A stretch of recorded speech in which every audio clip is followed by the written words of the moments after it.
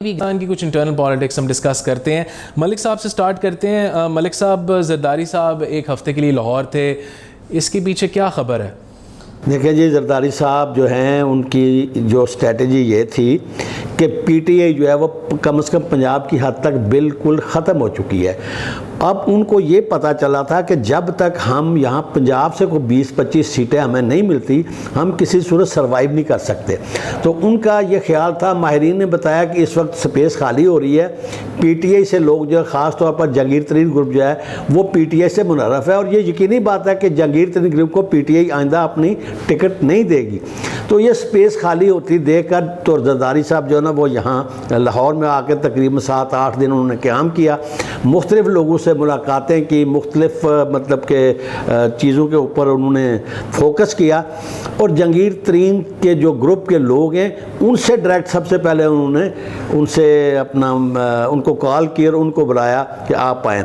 लेकिन मेरी कुछ पीटीआई के उस ग्रुप के रहनुमाओं से बात हुई है और उनका ये कहना है कि इस वक्त ज़रदारी साहब से बात करना खुदकशी करने के मुतरादिफ है।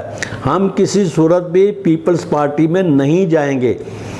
और सिर्फ मासवाए मंजूर वट्टू साहब से मुलाकात हुई है, जबकि मंजूर वट्टू साहब ने उनको कहा कि जी ठीक है, मैं आपकी पार्टी में आना चाहता हूँ। वो पहले भी आए थे, उनको निकाला भी गया था, उनके ऊपर इतना एतमाद भी नहीं पीपल्स पार्टी को, लेकिन फिर दोबारा उन पर लेने के लिए फिर उनको वो शामिल कर दिया गया। तो उनकी ये एक हफ्ते की जो कोशिश थी कि मैं किसी तरीके से इसको पीपल्स पार्टी को दोबारा पंजाब में सर्वाइव किया जाए, वो उनकी कोशिश बिल्कुल नाकाम हो चुकी है, और पीपल्स पार्टी का पंजाब की हद तक सर्वाइवल नहायत मुश्किल है।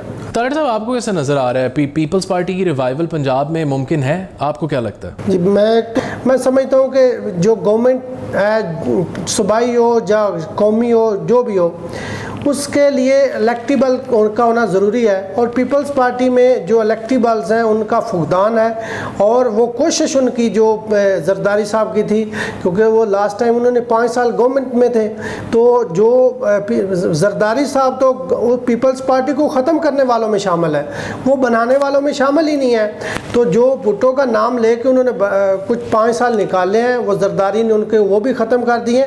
ज़रदारी लाख जोर लगा ले, पंजाब में उनका सर्वाइवल मुमकिन ही नहीं। मलिक साहब, ज़रदारी साहब तो एक पॉलिटिकल मास्टर के तौर पे पहचाने जाते हैं, बहुत बड़ी गेम्स के गेम चेंजर होते हैं वो।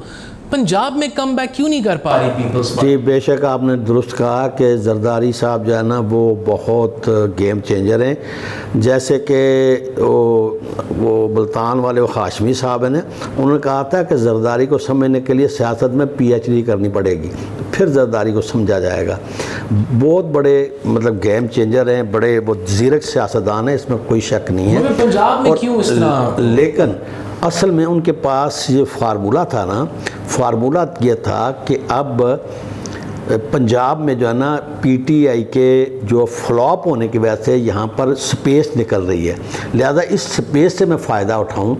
देखें, वोट जो है ना, वोट 2 किस्म का है। एक वोट है शहबाज शरीफ का, दूसरा एंटी नवाज शरीफ वोट है। ये 2 वोट है।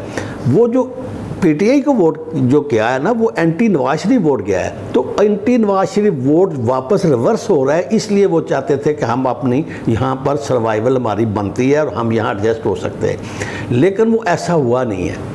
इसलिए नहीं हुआ कि वो वोट जो है ना, वो जो एंटी नवाज शरीफ वोट था, अगरचे वो पीटीआई की परफॉर्मेंस से मुतमिन नहीं है, लेकिन वो सरेदस्त अभी अपना फैसला नहीं कर रहा कि उसने किस तरफ जाना है।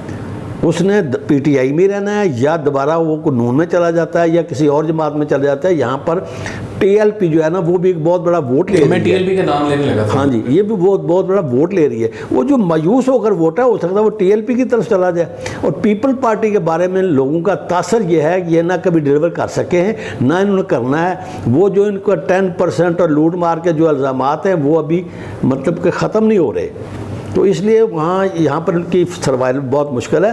अलबत्ता सिंध इंटीरियर की हद तक वो सर्वाइव करेंगे, और वहाँ पर उनके पास जो कैंडिडेट हैं वो इतने मजबूत हैं, वो इतने जागीरदार हैं, इतने वो इलेक्टेबल लोग हैं कि उनको वहाँ हराना बहुत मुश्किल